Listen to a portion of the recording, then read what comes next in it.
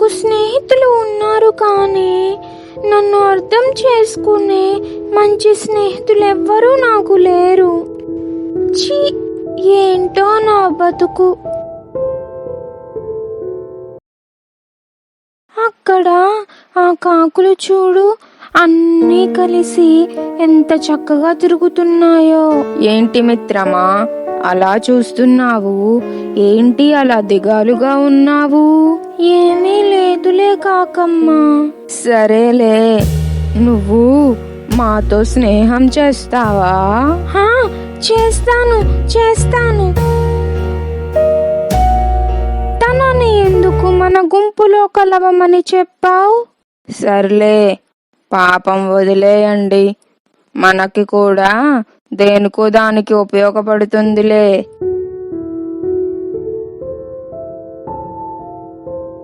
ఇదిగోండి సగం సగం స్నేహితులారా, నాకు మంచి స్నేహితులు దొరికారు. మీకులా కాదు, పూర్తిగా నాతోనే ఉంటారు తెలుసా? ఇంతకీ ఎవరు ఆ స్నేహితులు? నాకు కాకులు స్నేహితులుగా దొరికారు. వామ్మో, నీకు వాటితో స్నేహం అవసరమా? చెప్పు, నీకు మేము ఉన్నాము కదా. మీరు నాకు ఎప్పుడు అది చెయ్యి, ఇది చెయ్యకూడదు అని చెప్తారు. నాకు అది నచ్చడం లేదు. అదేలే పిచ్చుక, నీకు మంచి చెప్తే నచ్చడం లేదు, చెడ్డదారిలో వెళ్ళడమే ఇష్టం అనుకుంటా. వెళ్ళు, నీకు కూడా తెలిసి రావాలిగా.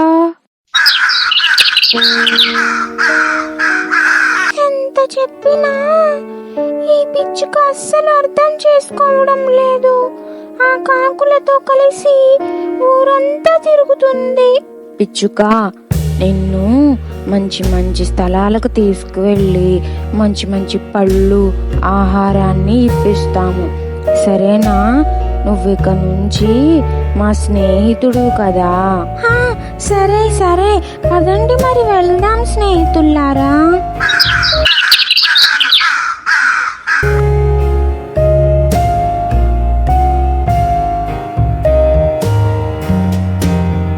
ఇదిగో చూడండి, నా కొత్త స్నేహితులు నా కోసం ఒక మంచి మంచి స్థలాలకు తీసుకెళ్లి మంచి మంచి పళ్ళు ఇప్పిస్తున్నారు తెలుసా? ఇంతకీ మీరు ఎక్కడికి వెళ్తున్నారు? మేము పళ్ళ తోటకి వెళ్ళి పళ్ళు కోసుకుంటున్నాం. వామ్మో, పళ్ళ తోటలకా?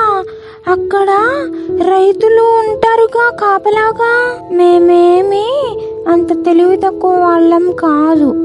ఆ రైతులు లేనప్పుడే వెళ్ళి తింటున్నాం. రకరకాల పళ్ళ తోటలకు వెళ్తున్నాం తెలుసా? అయినా సరే, అలా వెళ్ళడం తప్పు పిచ్చుక. మేము చెప్పేది విను. ఆ రైతులు గనక చూస్తే బాగా కొడతారు, నువ్వు బలైపోతావు. మా మాట విను పిచ్చుక.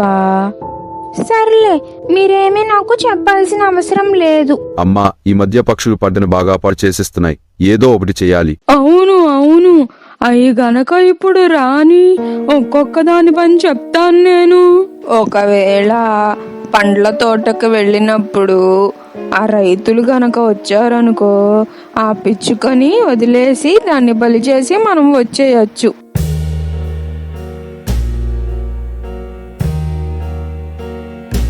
త్వరగా పదండి, తోటకి వెళ్దాం.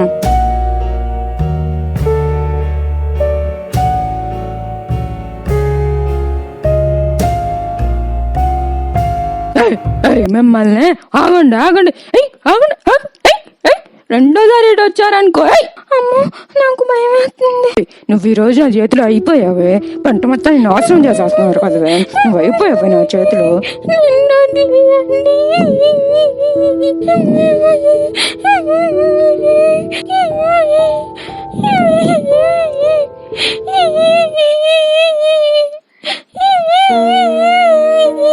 ఏమైంది పిచ్చుక?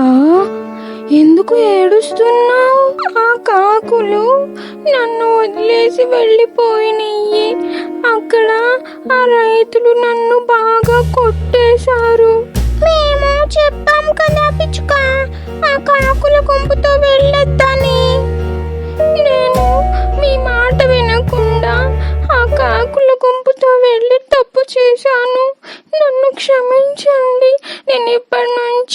మీతోనే ఉంటాను, ఇంకెక్కడికి వెళ్ళను. వాటితో వెళితే ఇలాగే జరుగుతుందని మాకు తెలుసు పిచ్చుక. అందుకే మేము చెప్పాము. ఇప్పటికైనా నీ తప్పు నువ్వు తెలుసుకున్నావు కదా, అది చాలులే.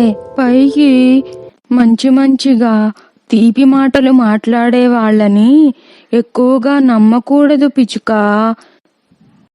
పైకి మన మీద కోప్పడి మన మంచి చెడ్డలు చెప్పే వాళ్ళకి మనస్సులో ఎంతో ప్రేమ ఉంటుంది.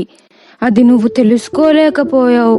ఎవరి స్వభావం ఏంటిదో మనమే తెలుసుకొని వారితో మనం నడుచుకోవాలి. అర్థమైందా తల్లి?